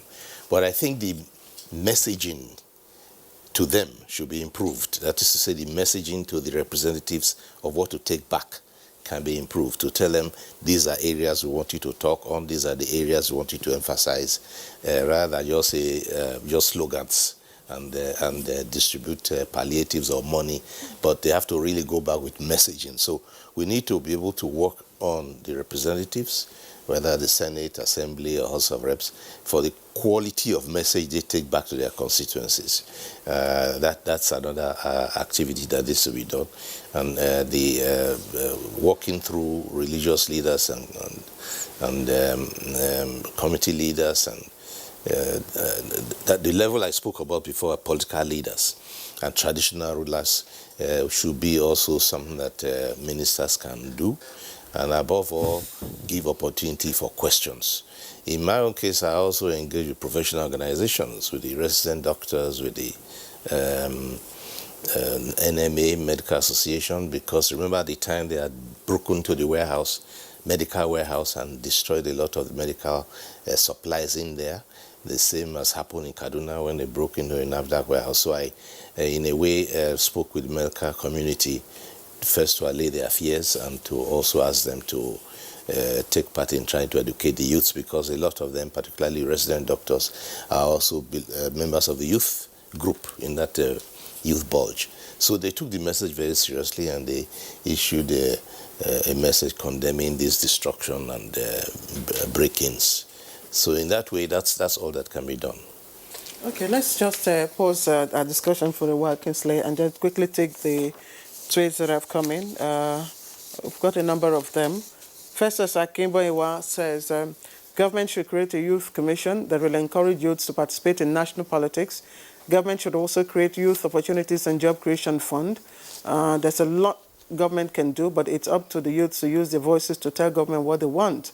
I think there's a youth investment fund already. You have an amalgam of programs, initiatives, and policies that are coming out of the Central Bank of Nigeria, are coming out of now Humanitarian Affairs, SIP, and all of that. So again, it's for young persons to listen, and then for mentors of young persons to also take these messages to them. If you hear something, you pass it on to a young person. Chris Simeon, it's not as if government will have to provide a newsletter specific to each of the young persons. Chris Simeon, that's the next tweet we're taking. Let government at all levels make sound policies that will promote youth empowerment and development and create favorable environment in which they could showcase and harness their potentials. Okay, and Dr. Tijani tweets, when the right thing is not done at the right time, then the wrong thing will overtake the right action as a result of high expectations. Therefore, everyone has a role to play towards the success of the nation. May God guide us aright. Leo Fadaka, apparently there's a gap between the government and the people. Now, the global attention of the NSAS protest is of concern to the government. All hands must be on deck to resolve the crisis instead of the punitive steps of account freezing of sponsors. And Jibril Salis Tunaina, the government is commendable. The engagement is commendable. It has yielded positively, in my opinion, since it has provided a chance for people to lay their true concerns directly, which the government has made efforts to attend to. I'm calling on government to ensure critical issues raised are continuously addressed. Comrade Ungala, the engagement with stakeholders is a welcome development, more especially engagement with traditional and religious leaders. Akeju Alagbaju, it's a novel idea to deploy elected representatives and political leaders close to the citizens. To a large extent, it has helped to give hope to the followers, especially the youth and the vulnerable. Indeed, it has calmed the polity that was initially soaked with tension. Festus Akimboiwa, one way to engage the youth is to ensure there's effective investment in human capital development and job creation projects across the country that will give young persons pathways to success and also inform them of pre-existing initiatives. Usman Banukantu, ministerial constituency engagement is a great idea, but ideally it is the role of NAS members who are seen as the people's representatives, but not ministers who are political appointees. However, pre-engagement sensitization is needed to forestall attacks on them because of high expectations. Anthony Abuliman, ministerial constituency engagement is supposed to be routine. Any government in Nigeria should always be proactive rather than reactive. Jones Ferrari, the ministers are the eye of the presidency. They should strive to be more available at grassroots level so as to feed the president with the right information. The president should also be keen to know by duly supervising their activities. Festus Akimboewa, there are some dynamic youth in President Buhari's administration, and there's evidence showing some levels of engagement and social and political activities from our youth. Yet, it looks like the youth have been abandoned. The president should give the task of engaging the youth to the youth in his government. That will be lenient, youth to youth. We also need mentors to also engage the youth and get them going. I want to bring in again the Honorable Minister of Environment. Part of what one has grappled with over the years is a certain conflation of the conception and role of the tiers of government. I wonder whether you encounter this in the course of your engagements, that some persons tend to think that when you say government, you are referring to the federal government.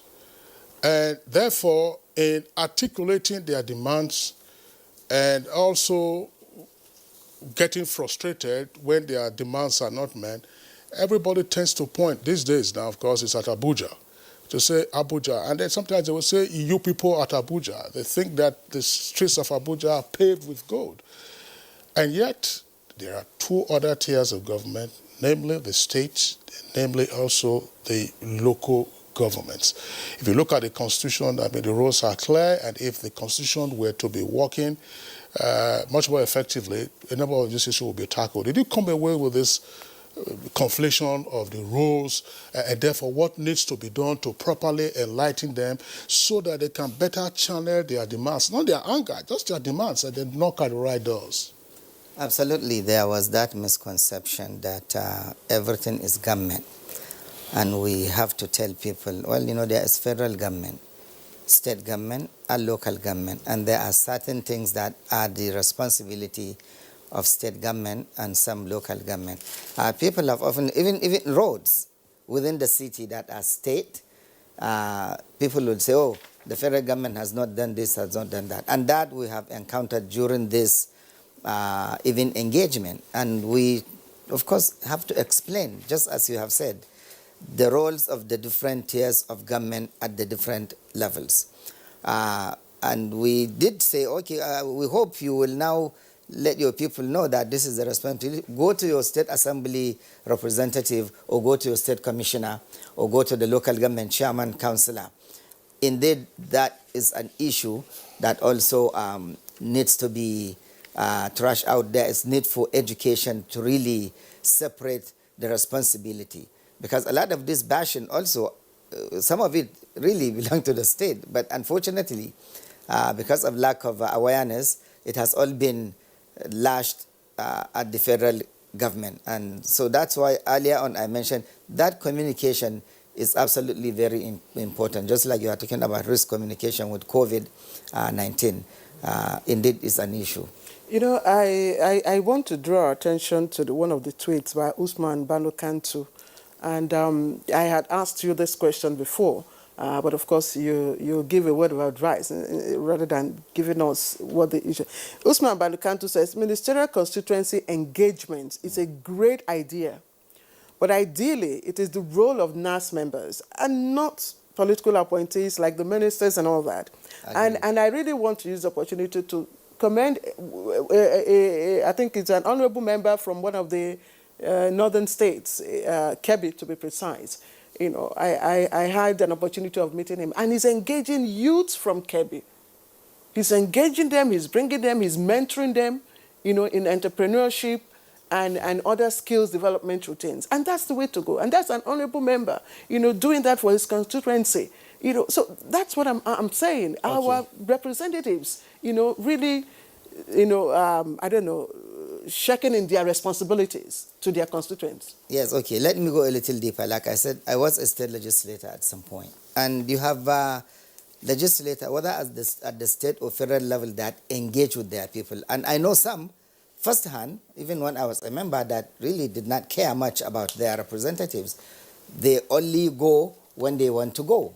They don't go and engage or tell them, or even let them know of a program that is being put out for them to go into and get some benefit. So, and I believe that is the same even at the federal level. You will have, I'm sure, whether it's representatives or senators, that some are a lot more proactive as far as their engagement with constituents is concerned. And I think we should, well, the members should know their responsibility. These people elected you. You are responsible to them. You went there because of their vote, and you should be able to engage with them and make sure that whatever benefit that is being put out there is coming commensurably to your own constituent. It is an issue. I know, like I said, during my time, members that did not get re-elected, and some may not do it, but during the election, they can find ways, to get their way back. But the thing is, it's your responsibility to engage with your people. Simple. Right. Thank Dr. Yohanere. Dr. Yohanere, I would like you to respond to the issue of the prolonged or lingering conflation of the roles of the different tiers of government. That is to say, everybody thinks that when you say government, you are referring to Abuja, which is the federal government, and yet there are matters within the reach of these young persons of the various constituencies, either at the local government level or at the state government level. And then to ask that question, one would then say, look, just what is happening? When you hear of local government in Nigeria, it doesn't oftentimes go beyond collecting rates, levies, and taxes. And oftentimes this is done so brutally that they lock up your shop, lock up your business, and that is the interaction that you have with them. And at the state level, what would you like to see so that we get away from this whole idea of thinking that if you don't come to Abuja, or if the government, if it's a government, our federal government, doesn't come to do this road, then they have failed? Yeah, you're correct. If things don't go right, the people are pointing at Abuja. And if they go right, sometimes they're pointing at the state capital. And somehow or the other, it came to that. I have made that experience myself, that people write and say the primary health care center in their ward is not functioning. Why is that not so? The federal government, well, federal government is not really responsible for the primary health care. It is a function of the state and local government. But that conception or misconception is rampant, that the federal government is responsible for everything. And those who get away the most unscathed are local government. In fact, they can afford to do anything they like, and they almost are not blamed for it. So I think that communication needs to be changed. The narrative needs to be repaired somehow to put blame where blame belongs, and exonerate those who have no role to play in there. The federal government is supporting primary health care with a lot of money, but the responsibility for delivery is actually at the subnational level. And the same in many ways too. There are federal government roads, there are state government roads, there are even local government roads and community roads. All these things are not properly delineated. Perhaps if we had signs or if we had better messaging, it would be made clear that citizens can also hold their House of Assembly responsible rather than the Senate, hold their state government or local government responsible rather than the federal government. So that's a gap that needs to be somehow addressed. All right, thank you. Now, Honorable Minister of Environment, I know that within your ministry, or indeed it's a global action now, to, of course, green our environment, and tree planting is a key. From your interactions, what are you going to do differently now in terms of implementing policies and programs under your ministry? For one thing, we have been engaging youth. Let me come back to the youth thing. But more so now, we have found a way to even tie some of those government programs that are helping the youth to environment sector. We have committed to plant 25 million trees during the last year's UNGA in New York. And we are 70% into that, achieving that objective. What even caused that was, of course, the pandemic, which we all know has caused havoc on almost everything. So we have found a way now to engage the youth more in their various communities, to make them own the project. This tree planting project is in our 2020 and even more prominent now in the 2021 budget. So environment issues, there are a lot of youth that are interested. Earlier I mentioned, in almost all our trips out, we have specifically areas where we take the youth with us, and when they come back, they will be part of the advocacy of environmental quality. Without environmental quality, everything will just be second class. Is it a voluntary job or what? No. We pay some of them, and in some ways we find ways that they can get some kind of stipend to do this. And some of it, we take them, when they come back, they can also create jobs for themselves. We have youths now that are engaged in recycling of, let's say, plastic waste that you can now turn into a lot of different things, whether it's interlocks, whether it's blocks, everything. The federal government is building recycling waste, community waste recycling plants in the states of the federation, and they're engaging a lot of youths. And that is also giving an opportunity for other youths to bring in the waste that can be bought from them and be done. We just commissioned a metal scrap recycling plant in Port Harcourt. We were there when some youth brought in scrap metals to be recycled in that particular, and of course they got some money to go. So we have different ways of engaging the youth. But is this information available to the youth? Are the youth accessible to the information you're giving us? Absolutely, they do know. Under the ministry. They know.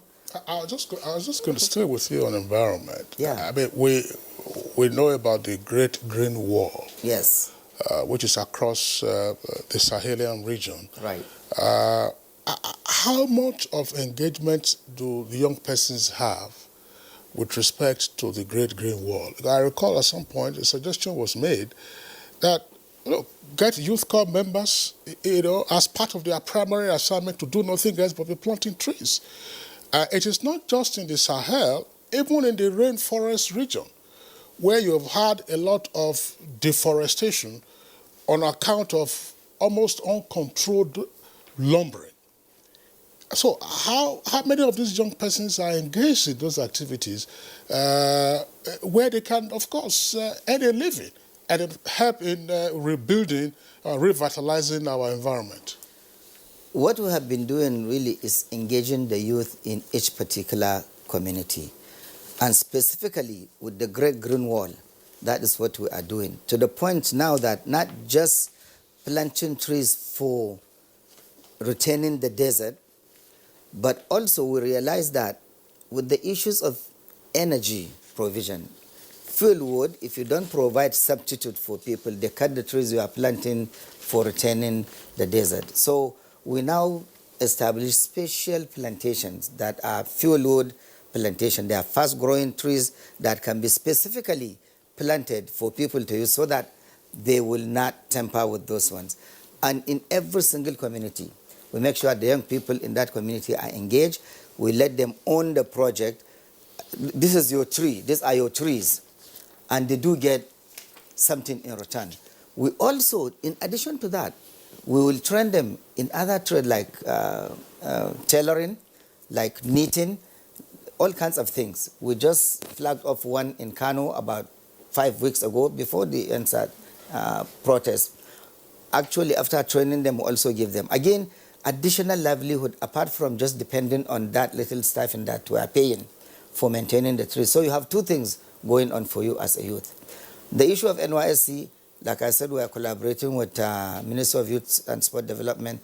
Is something that we are talking about engaging also the NYSC in environmental Okay, we don't really have much time. Honourable Minister, in less than 30 seconds, what would you do differently now going forward after your engagement with the youths?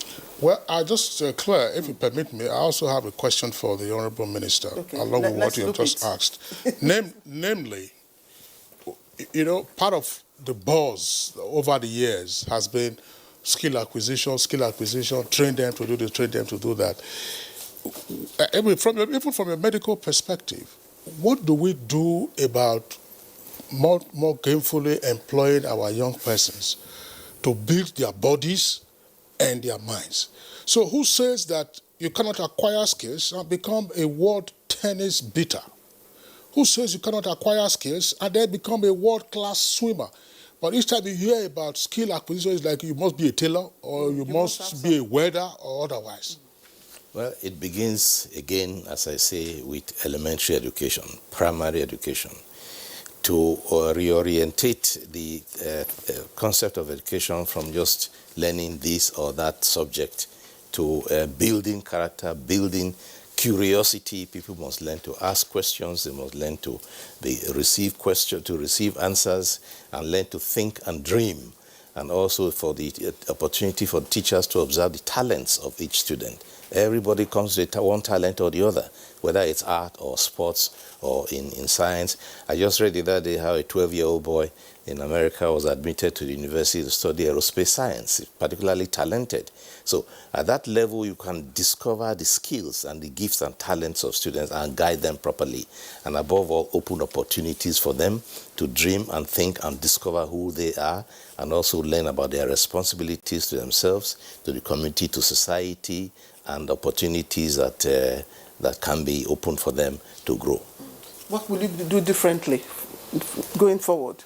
What I will do differently? Yes, well, as a minister that have engaged the youths. Yes, well, what I'll be doing differently is to have this opportunity, quite apart from the health sector, to also engage with the youth furthermore in my state, as the president has already determined, and communicate with them, discuss more with them, find out what their problems are, and give them encouragement and hope and a certain understanding. Routinely? Routinely, yes, as frequently as possible, as a matter of routine. All right, Honorable Minister of Health. Yeah, Claire, yes. We know that the Honorable Ministers are required to submit their reports to the President through the Secretary to the Government of the Federation. That's a good step, and this is a by-the-way comment. We do hope that once the suggestions and findings are distilled, the Federal Executive Council could take out a full session to discuss those issues and then work out policy ideas, or otherwise have a retreat and then deal with these matters. Because what we have been hearing in terms of feedback are quite significant, and it could lead to a sea change in terms of policies and how we engage our youth and constituents. Indeed. All right, Kingsley, yes. Thank you. So let me quickly appreciate our guests, the Honourable Minister of Health, Dr. Osagie Ehanire. Thank you very much, Honourable Minister. My pleasure. And then we'll hold you accountable. We will follow you on your routine engagements. Thank you. Honourable Minister of Environment, Dr. Mohammed Mahmoud Abubakar. Thank you very much. We'll also keep an eye on the tree planting and youth engagement in your ministry. Thank you, both of you, for coming. Thank you. All right, this is Good Morning Nigeria. Let's take a quick look at what's going on in the sports world. Super Eagles coach Gernot Rohr has ruled out Napoli striker Victor Osimhen and Club Brugge forward Emmanuel Dennis from the country's return leg of the 2022 African Cup of Nations qualifier in Freetown on Tuesday. Roy has also revealed that exciting Villarreal winger Samuel Chukwueze is a doubt for the game after picking up an injury in the Super Eagles 4-4 draw against the Lone Stars last Friday at the Samuel Ugmudia Stadium in Benin. Osimhen probably will be out. He has a luxation of the shoulder, so I think it will be very difficult for him to be there in Freetown. Dennis got a little injury in the last training session, so his ankle is swollen and he cannot play. He only can run. And the last one is Chukwueze, has a pain in the groin and could only walk a little bit this morning, but we hope to get him back for the next game. The Super Eagles are expected to fly to Freetown on Monday for the reversed features of the game, which has been scheduled to be played at the Freetown National Stadium on Tuesday, 5 p.m. Nigerian time. And away from football, Rafael Dos Anjos dispatched Paul Feder at the UFC Vegas 14 and immediately called out Conor McGregor for his next fight. After his points win over 5 rounds, the Brazilian said the lighter-weight division was wide open and called out the Irishman, another former champion. Me and Conor, we are the only only real champions on that division. Everybody else is all interim champions. So I think if the division is open, I think me and Conor is a fight to make. And sports ends our program for today. That's Good Morning Nigeria. We thank you for watching. All of you who've sent in your tweets, we appreciate you as always. Do join us again, same time tomorrow, Tuesday, same station. I am Claire Dilabu Abdurrazak. Bye-bye from me. And I'm Kingsley Osalolo, asking you, of course, to take care of yourself and assume personal responsibility. Stay safe. Have a nice day.